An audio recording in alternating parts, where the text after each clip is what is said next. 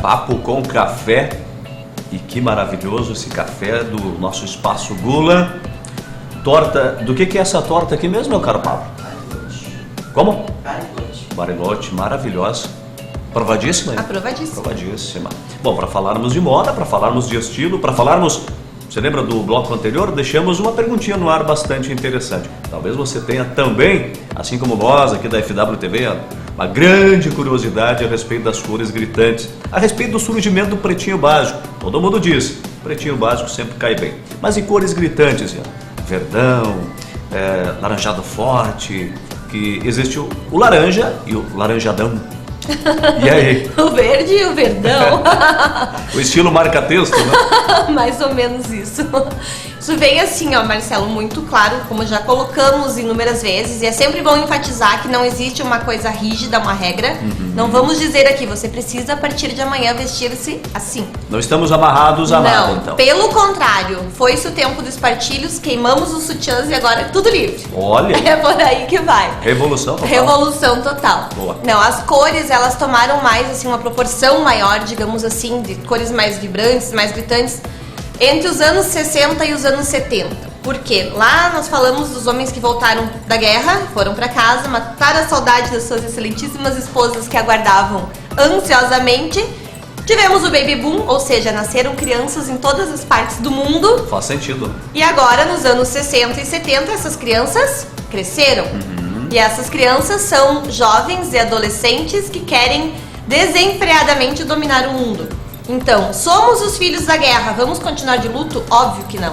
Vamos trazer alegria, vamos trazer paz, vamos trazer cores, muitas cores. E aí acontecem paralelos os movimentos da discoteca e o movimento punk. A discoteca, quem lembra dos filmes do John Travolta, nos tempos da Brilhantina, Embalo de Sábado à Noite, não me recordo bem certo em qual deles, que é mais enfático assim. Esse cores gritantes tem a ver também, Ana, com mais ou menos a época do surgimento do xadrez? Não, o xadrez ele é um pouquinho depois, quando esses filhos da guerra já foram pro trabalho e aí eles já estão mais sóbrios e depois surge o movimento grunge, lá nos anos 90, assim. Olha. Aí tem a Kate Moss como grande estrela e ela toma conta também. Mas as cores mesmo, assim, essas vibrantes, destaca-texto, como colocaste antes, tem a ver com essa coisa de passar a alegria das discotecas, da música. O movimento musical influenciava muito na moda. Então eles começaram a refletir esse movimento de energia, de vibração, também no modo de vestir.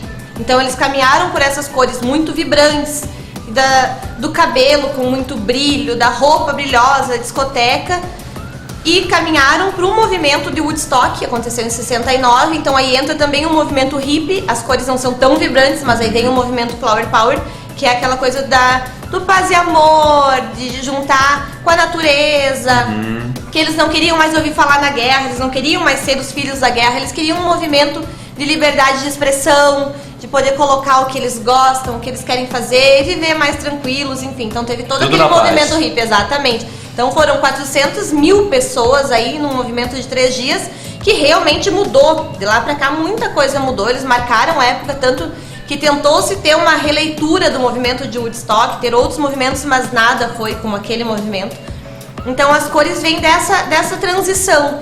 Deixamos de ser o luto da guerra para termos mais alegria, para termos vibração, para termos cores. E é aí que entra. E claro, até hoje muitas pessoas se identificam mais, outras menos. Umas gostam mais, outras gostam menos. Umas gostam muito mais, outras muito menos. Mas é assim que acontece. Tudo veio numa evolução. Então é no crescimento dos filhos da guerra. 60 e 70 eles tiveram essa coisa de crescer, de se explorar, de se manifestar, enfim. Já quando chegou ali nos anos 60, a moda já não era mais aquela coisa que tinha que ir no alfaiate, temos que tirar a medida exclusiva. O prêt-à-porter, que é a moda pronta para vestir, tomou conta, surgem os grandes magazines, as grandes redes, e a moda pronta, por numeração, como conhecemos hoje. Que antigamente a calça aquela era só pra ti, porque ela era com as tuas medidas. Certo. A partir dali não, a partir dali nós tivemos o prêt-à-porter, então, que se tornou muito mais fácil. As pessoas iam e tornou a moda muito mais acessível, que eu acho que esse é o grande grito assim, da atualidade, é moda a preço acessível. Não existe mais a necessidade para eu andar na moda, eu preciso trabalhar anos para comprar aquele vestido ou aquela bolsa. A facilidade e a graça da moda está justamente no poder brincar com tudo isso. Então esses filhos da guerra, quando entraram nos anos 80, passaram ali o movimento discoteca, passaram o movimento punk também, que era um paralelo com a discoteca, que daí era o preto, as taxas, os alfinetinhos e metais, que depois as bandas brasileiras trouxeram esse movimento para o Brasil, que aí surge ali nos anos 80 Legião Urbana, Capital Inicial. Então esse movimento migrou para o Brasil e essa moda veio junto. E aí nós começamos a ter uma participação mais ativa na moda, porque antes era a França, era alguma coisa dos Estados Unidos, mas basicamente a França mesmo, o grande centro da moda. Mas aí começou a migrar, começamos a trazer isso para cá e ter os nossos movimentos no Brasil. Isso começou a acontecer aqui. E aí nos anos 80, então os filhos da guerra já estavam mais maduros e eles, bom, vamos ter que trabalhar. Como iremos trabalhar? De cabelo Black Power e boca de sino.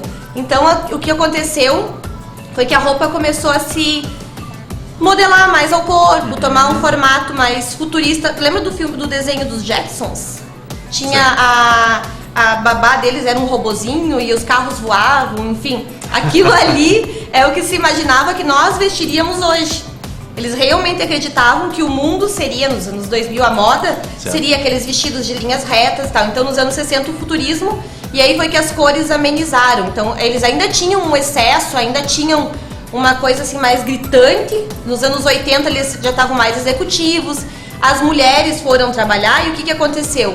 Elas disseram, não, nós trabalhamos, realmente, nós somos profissionais, usavam aquelas ombreiras para parecer tão imponentes quanto os homens, elas precisavam se vestir para se autoafirmar, tanto quanto os homens, mas nas ruas surge o procura-se Susan desesperadamente a Madonna com as suas roupas justésimas e as suas polainas coloridésimas, porque elas diziam, sim, nós somos tão sérias quanto os homens, somos profissionais, mas somos mulheres e fora do trabalho vamos nos vestir como mulheres. Então começa ali também o culto ao corpo, aquela coisa da malhação, da Cindy Crawford despontando com uma hipermodel e todo mundo querendo copiar o que ela tinha, Claudia Schiffer.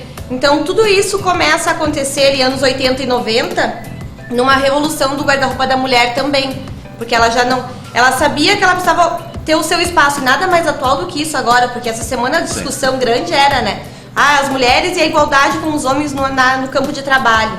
Então isso acontecia muito no modo delas se vestirem. Elas botavam aquelas ombreiras gigantes, na Rainha da Sucata elas usavam, até minha mãe tinha dos anos 80 ali, um paletó assim que tinha ombreiras.